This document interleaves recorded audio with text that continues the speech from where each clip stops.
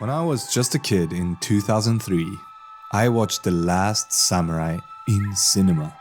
And boy did I love it. Ken Watanabe as the noble samurai leader Katsumoto, who embodied the spirit of the Bushido Code. And of course, Tom Cruise as the disillusioned American soldier who finds redemption and purpose in life through the way of the samurai. This epic tale, much like Karate Kid, where a young boy finds guidance and wisdom through the teachings of Mr. Miyagi, a karate master, Wax on, wax off. plays on this Western fascination of an Orientalism and exotic fetish image of Japan. Unlike many who criticize this portrayal, I don't inherently mind it. Just like the #1 tourist attraction in Tokyo on TripAdvisor used to be the robot restaurant in Shinjuku, these films present, yes, a fetishized version, but an exotic version of Japan, as envisioned by Westerners, filled with awe-inspiring action, deep cultural reverence, and a journey of self-discovery. Usually through a white man who just happened to be in Japan for whatever reason. But I stand my point, these movies are cool and good.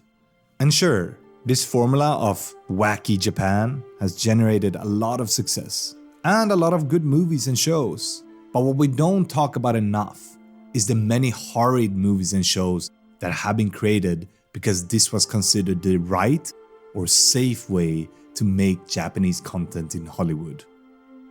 Let me give you some examples.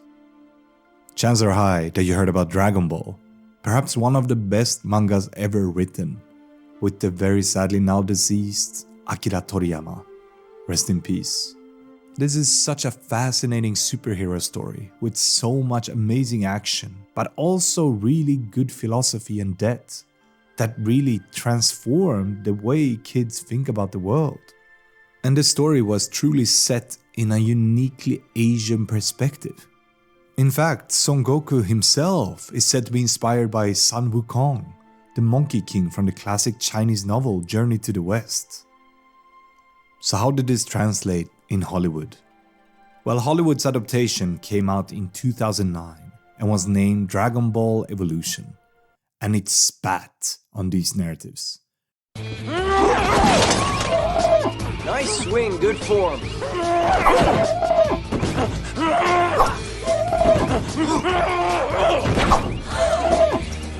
Doing good. This movie dumbed down everything that made the original Dragon Ball so amazing, reducing complex characters to mere caricatures to fit a Western mold, believing the original depth and cultural nuances would be lost on Western audiences. This decision not only really angered so many fans of the manga, but also led to box office flops, reinforcing the horrendous belief in Hollywood that Japanese anime just doesn't resonate on the big screen. Another beloved anime and manga, Ghost in the Shell, suffered under Hollywood's hand.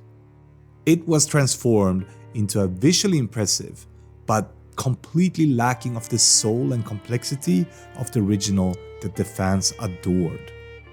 Again, this was another box office flop.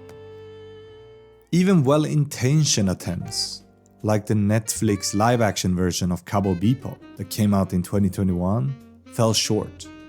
Visually, it looked stunning, and the ambience was also there. But where it fell short was the nuanced blend of genres and the character depth that the original anime had. It was like if someone watched the show maybe once and then tried to make a live action of it. But to truly succeed in it, you kinda have to dig deep into not only the show, but what surrounds it, the Japanese culture and the Japanese way of thinking that truly makes these pieces of anime amazing. What I'm trying to convey here is that this dumbing down is frankly quite offensive, and either assumes that people in the West are too ignorant and dumb to embrace real Japan, like real Japanese culture and the way real Japan works, or maybe Hollywood producers have just never been to Japan. She'd be like, "Oh, me so horny, me love you long time." However, Hollywood is changing, and This might be a bit controversial, but I think the transformation we see in Hollywood today, depicting Japan as it actually is, began earlier than most people acknowledge. I think it happened when Lost in Translation, that 2003 classic made by Sofia Coppola, came out. This movie, though crass and filled with Japanese stereotypes, I won't go into it too much, but you probably all remember the translation scene. For relaxing times, make it Suntory time. This movie, in many ways, painted the first real picture of Japan I've ever seen a Hollywood movie do. Showing Tokyo in the real light, with so much intimacy and so much what makes Japan, Japan. And I'm not saying this was any quick fix for Hollywood, that all of a sudden after this, so many great Japanese depictions came out. But what I'm saying is that this movie kinda laid the groundworks for what would become today these amazing movies that really portray Japan the way it is. I don't think anybody can pinpoint exactly what the catalyst for Hollywood's seismic shift towards authentic Japanese narratives happened, but when I saw the show Tokyo Vice on HBO, Max, in 2022, it was eye-opening. This show is based on the real story of an American who becomes the first Western reporter in one of Japan's biggest newspapers.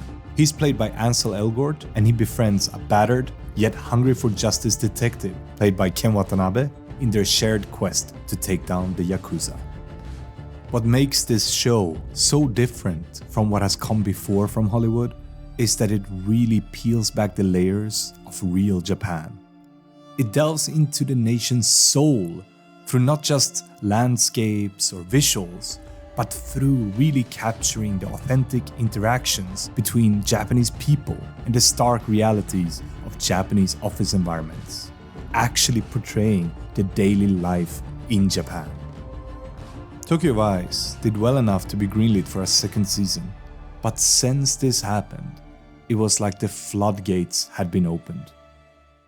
Following this new tide, 2022's Pachinko emerged as another masterpiece, weaving the lives of Koreans in Japan across generations, showcasing the complexities of identity, family, and survival in a uniquely Japanese setting.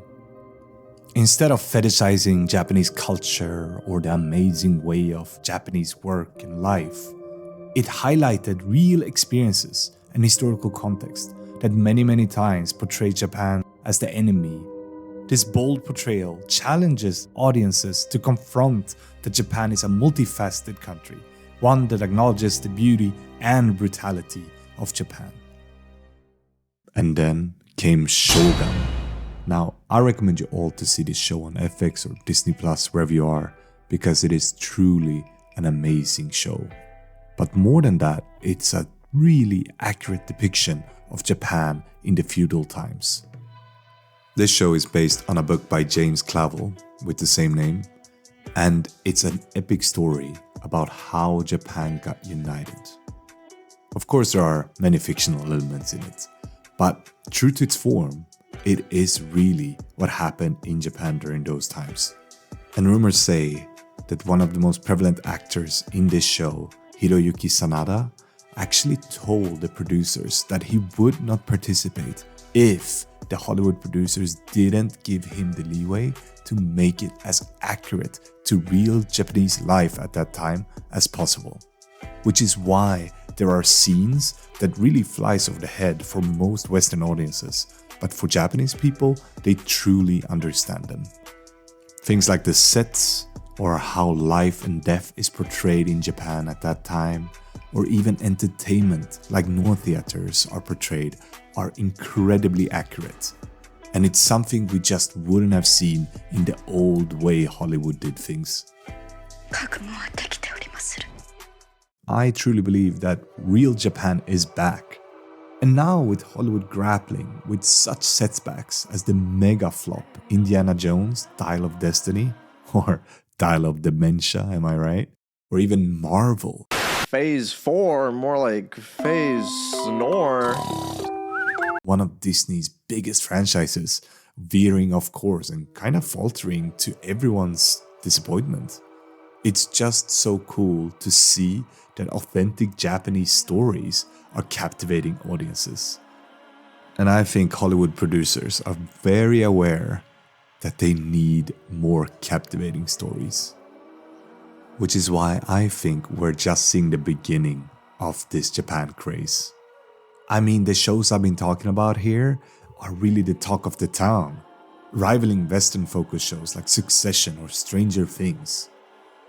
And on top of that, we're kind of seeing that this interest in Japanese storytelling seems to draw audiences directly to the source material through Japanese content. I mean, the latest Godzilla movie was not just a blockbuster hit in Japan, but it was huge in the US. Actually, one of the biggest movies of 2023. And it won an Oscar for Best Visual Effects. And then, Miyazaki's latest movie, The Boy and the Heron, also did really good in Hollywood. And even got an Oscar for Best Animated Film. And this is just the tip of the iceberg.